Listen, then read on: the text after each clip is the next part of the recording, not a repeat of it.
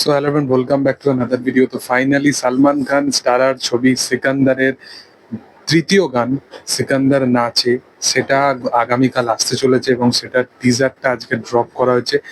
ব্যাং on লাগছে টিজারটা, মানে সালমান খানের দুটো গানের টিজার, দুটো গানের লুক, সমস্ত কিছু একদিকে এবং এবং এই গানটা একদিকে। মানে এই গানটায় তাকে যা লাগছে, তার ফিজিক্স এতটা তাকে ফিট লাগছে এবং যেভাবে সালমান খানকে প্রেজেন্ট করেছে মুরগা দাস, এত স্টাইলাইজেশনে ভরপুর, তাকে প্রচন্ড ফিট লাগছে।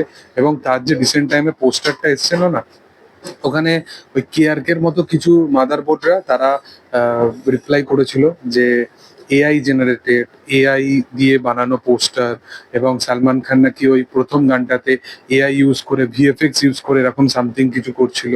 তো ও যে একটা টাইমে নিজের কেরিয়ারে একটা মাত্র দেশদ্রোহীর মতো সিনেমা করে করে এরকম করে মরার সিন করে, ওই ওই মাদারবোর্ডটার কথা, মানে ওর কাছ থেকে এক্সপ্লেনেশন সালমান খানের চাই না। থাকে বিদেশে, উল্টো পাল্টা বকে, একদিন সামনাসামনি পেলে ওকে পুরো ধুয়ে রেখে দেবে, ও এরকম একটা লোক।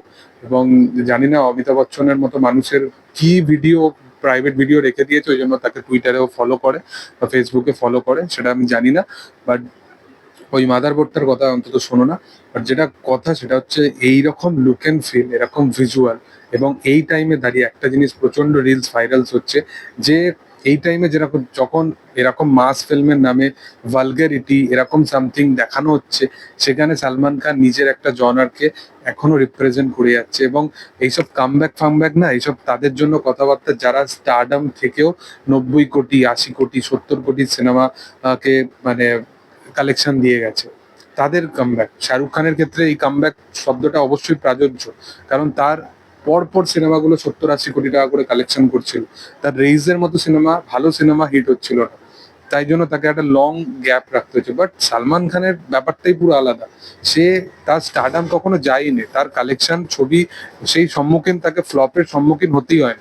তার কিসি কা ভাই কিসি কি ভাই, কিসি কি জান, সেটা মানে অন্য কোনো স্টার হলে তো আলাদা ব্যাপার। সালমান খান বলেই 165 কোটি টাকা মতো বক্স অফিস কালেকশন করেছে, মানে অন্য কোনো স্টার হলে সেটা করতেই পারতো না।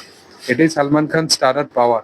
তো সেই স্টারডাম ভ্যালুটা তার আছে বলেই আজকে সিকান্দারে এত পরিমাণে খরচা সাপেক্ষ করতে পেরেছে সাজিদ নাদিয়াদওয়ালা।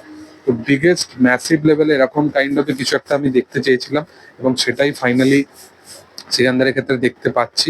এবং রশ্মিকাকে যারা বলছিল বয়স্ক লাগছে এ লাগছিল, তারা জাস্ট এই ভিডিওটা দেখে নি, ব্যাপক লাগছে। গানটা আশা করো খুব ভালো হবে, এবং প্রত্যেকটা গানই সিকান্দারের কিন্তু আমার বেশ প্রমিসিং লেগেছে। দেখার যে আপকামিং দিনে আরো কত কি বেটার ডেলিভার করতে পারে এবং গানটা কেমন হয়। সালমান খানের লুক অ্যান্ড ফিলটা তো মানে যেরকম ফিজিক্স তাকে দেখতে পাচ্ছি ব্যাপক লাগছে, যেরকম লুকটা দিয়েছে, তার অরাটা, তার প্রেজেন্সটা, তার সোয়াগটা ব্যাপক। এবং এইরকম বয়সেও মানুষটা এইভাবে নিজেকে প্রেজেন্ট করে, এটা সত্যি দেখার। যাক, তোমাদের কি বক্তব্য সেটা কমেন্ট সেকশনে জানাতে পারো। ভিডিও ভালো লাগলে অবশ্যই লাইক শেয়ার সাবস্ক্রাইব করে দিও। Thank you all, by.